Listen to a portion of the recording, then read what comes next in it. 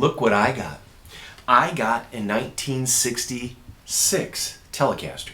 Now, by this time period, by the mid-60s, the Telecaster was old.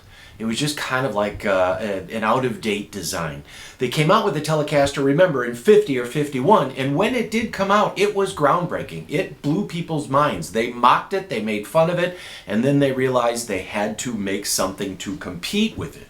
In 54, Fender came out with the Stratocaster. 2 cutaways, not just one, 2 cutaways, and Buddy Holly died in 59, and the Stratocaster just came to life. Then they made the Jazzmaster and Jaguar, and that dominated their catalog. It was the Jaguar, Jazzmaster, Stratocaster, and, oh yeah, the Telecaster. This is a pre-CBS featured Telecaster. It has the F stamp on the back, and for a lot of people, that is the point in 65 when they added that it is post-CBS, but it is still all lacquer, Brazilian rosewood board, nice big neck, gold logo, single string tree, and of course they added another string tree about 74. You've got original Kluson tuners on there. They're aged.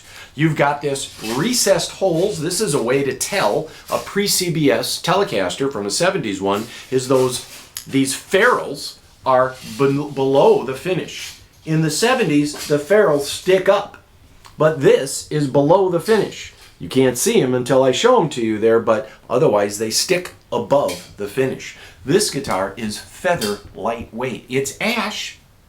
It's a see-through blonde, but it's a really lightweight ash, and this is the kind of thing that they did. Only the Telecasters had ash bodies for the most part. You'd see ash used occasionally. It's said that they quit using ash after 56. That's not true.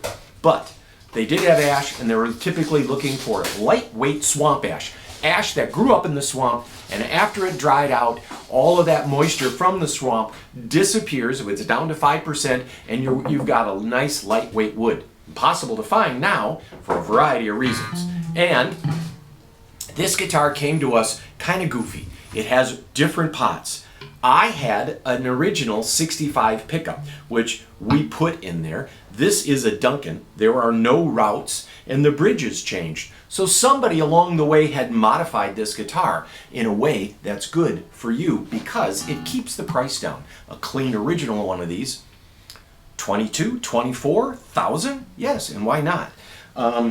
This is a 66 Tremolux. It is very early, January 66. The speakers and pots and everything is dated late 65, but it's an early 66. That's what it is. I know, in white. We've discussed this before. Go back and look at our videos. I also have this Tamura Tube Screamer. Tamura is the guy that invented the Tube Screamer, and this Tube Screamer, and you'll notice where I start on Tube Screamers is everything at 12 o'clock. By doing that, you get the grind out of it. The Tube Screamer was revolutionary in its day. Ibanez didn't make it. Maxon made it for Ibanez. So Tamura buys current Ibanez pedals and remods them, and we have 10 of the 50 that ended up in the United States. That's all I'll say about that. Again, look at one of our previous videos. But here, this 66 Tele, there's that beautiful 65 pickup.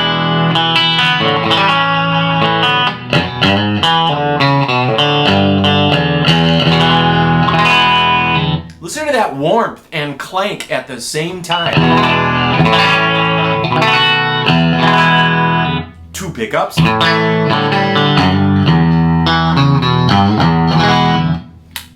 Bridge pickup or neck pickup.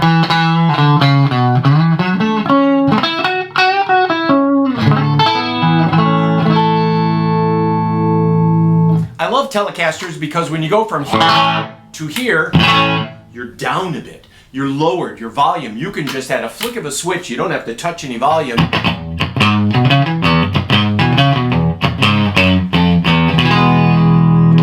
But now, with an Ibanez Tube Screamer and an old 65 amp to match your 65 Tele,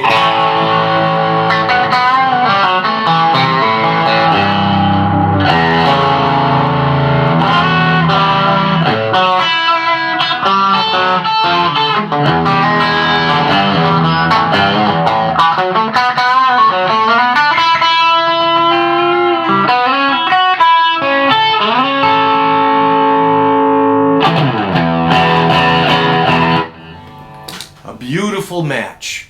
Having an Ibanez Tube Screamer and a tube amplifier is a nice thing to have.